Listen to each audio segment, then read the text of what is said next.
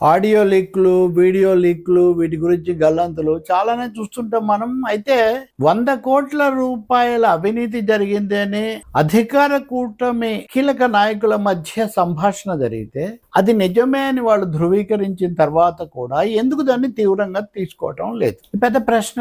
అంటే రసవత్తరమైన వ్యక్తిగత విషయాలు లేకపోతే ఇంకేమన్నా అటువంటి వాటి గురించిన లీకులకున్న ఆకర్షణ వీటికి ఉండదని చెప్పలేం మనం. కానీ గోదావరి జిల్లాలో పోలవరం శాసనసభ్యుడు, ఆయన జనసేన బాలరాజు, ఆయన నెల రోజులకు 100 కోట్లు వస్తున్నాయి అన్న పద్ధతిలో, నెల రోజులకు లేకపోతే ఇంకొంచెం ఎక్కువ కాలానికో, అది ముఖ్యం కాదు, 100 కోట్ల అవినీతి జరిగింది అని సాక్షాత్తు మాజీ ఇరిగేషన్ శాఖ మంత్రి, డిసిసిబి అధ్యక్షుడిగా పనిచేసినటువంటి వ్యక్తికి చెప్తే ఆ పార్టీ అంటే వీళ్ళది తెలుగుదేశం, ఆ ఎమ్మెల్యే జనసేన. ఫోన్ జరిగిందని వాళ్ళందరూ ఒప్పుకుంటున్నారు. ఇదేదో కట్టుకథ ఫేక్ స్టోరీ అని వాళ్ళేం చెప్పట్లేదు.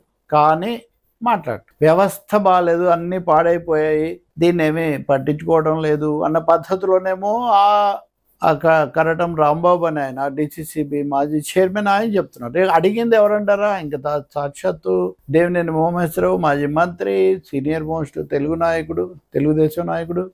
ఇప్పుడు బహుశా కొంత యువ వెల్లువలో కొంచెం సైడ్ లైన్ అయిపోయారని కూడా ఉండొచ్చు. ఆయన ఎక్కడి నుంచో ఫోన్ చేశారు ఈ కరటం రాంబాబు. ఈ ఫోన్ మొత్తం రికార్డ్ అయింది, రికార్డ్ చేశారు. రికార్డ్ అవ్వటం ఏముంది, వాళ్ళిద్దరు మాట్లాడుకుంది. ఎలా రికార్డ్ అయింది అన్నది కూడా వాళ్ళు మాట్లాడుతున్నారు. మళ్ళీ ఆయన అడుగుతున్నారు, ఈయనైతే ఇంత భారీ ఎత్తున ఇదంతా ఇంత పేరు తెచ్చుకుంటున్నారంటే మొత్తం సిస్టమే పాడైపోయింది అని రాంబాబు చెప్తున్నారు అందులో. పోనీ ఈ విషయం మరి జనసేన నాయకుడు అధినేత పవన్ కళ్యాణ్ దృష్టికి తెచ్చారంటే ఆయన అసలు మాట్లాడలేదు, ఇంతవరకు ఒకసారి కూడా మాట్లాడలేదు. ఇంత చేసి బాలరాజుని మీరే తెచ్చారు కదా, ఎంతో మంది నాయకులను మీరు ప్రమోట్ చేశారు కదా అని ఉమాయేమో ఆయన్ను మెచ్చుకుంటున్నారు. ఆయన ఆవేదన అన్నట్టుగా ఆయన మాట్లాడుతున్నారు.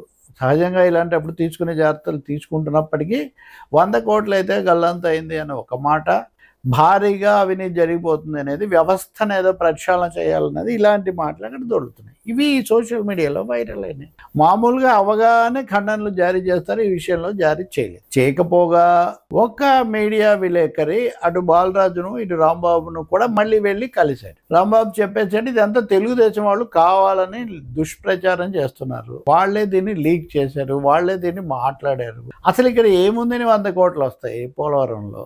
100 కోట్లని ఎందుకు చెప్తున్నారు? ఇక్కడ పోలవరం అన్నది భారీ ప్రాజెక్టు కావటం, కేంద్రం ఆధ్వర్యంలో ఉమామహేశ్వరరావు దేవినేని గతంలో ఆ మంత్రి, ఆ శాఖ చూసిన వ్యక్తి అవటం మనకు తెలుసు. కాబట్టి ఆయన మాటలు తేలిక కొట్టేయలేం కదా. ఆయన చెప్పిన వాటిని ఇటువైపునున్న డిసిసిబి మాజీ చైర్మన్ రాంబాబు కూడా కాదనడం లేదు. మరి పవన్ కళ్యాణ్ పట్టించుకోవట్లేదని ఆయన అంటున్నారు.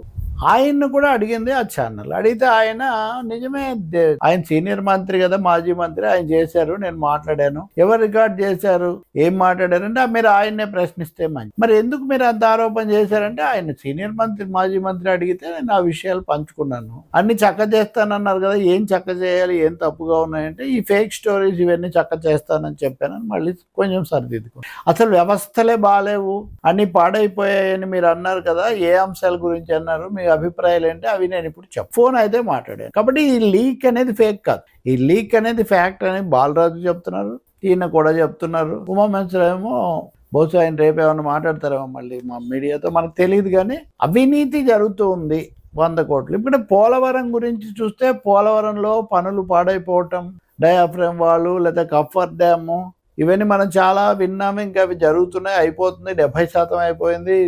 ఉమామహేశ్వరరావు అప్పుడు ముహూర్తాలు పెట్టేవాడు, ఇప్పుడు కొత్త ప్రభుత్వం కూడా పెడుతుంది. మధ్యలో రాంబాబు అయితే మాకు చెప్పలేము, అంబటి రాంబాబు అప్పుడు మంత్రి, రెండో మంత్రి. మొదట అనిల్ కుమార్ మంత్రిగా ఉన్నప్పుడు ఆయన మీసాలు దువ్వడం, తొడలు కొట్టడం చేసేవాడు. రాంబాబు వచ్చిన తర్వాత స్పష్టత లేదు, అదైతే ఇప్పుడు అవ్వదు, ఎప్పుడవుతుందో చెప్పలేము, ఈ పద్ధతిలో ఇప్పుడైతే చంద్రబాబు గడువు పెట్టారు. నాకు తెలిసి 27 పెట్టినట్టున్నారు. అంటే ఇన్ని వేల కోట్ల విలువైన ఈ ప్రాజెక్టులో 100 కోట్లు ఎక్కడి నుంచి వస్తాయనే ప్రశ్న పెద్దగా లేదు.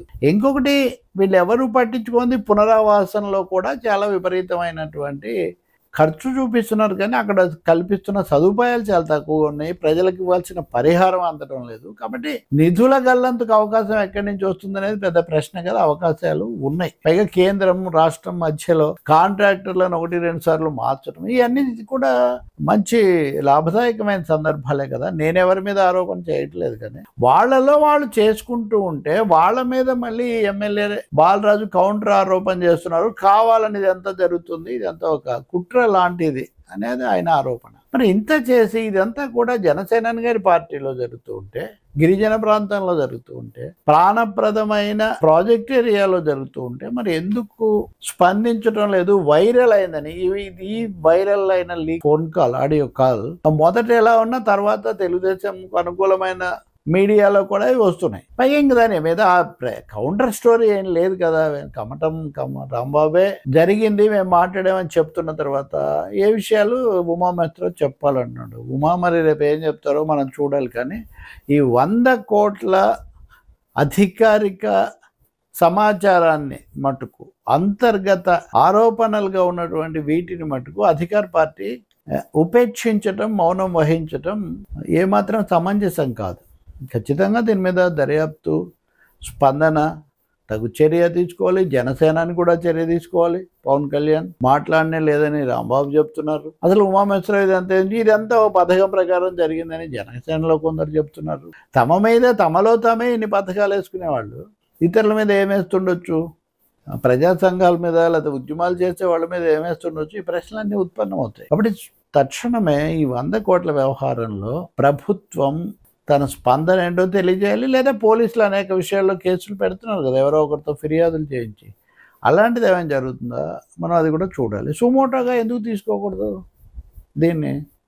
100 కోట్లు ఎక్కడి నుంచి వచ్చాయి, చేతులు మారాయి, లేదా అవతల వాళ్ళు ఎందుకు ఆరోపణ చేస్తున్నారు? ఇట్లాంటి కదలికే లేదు.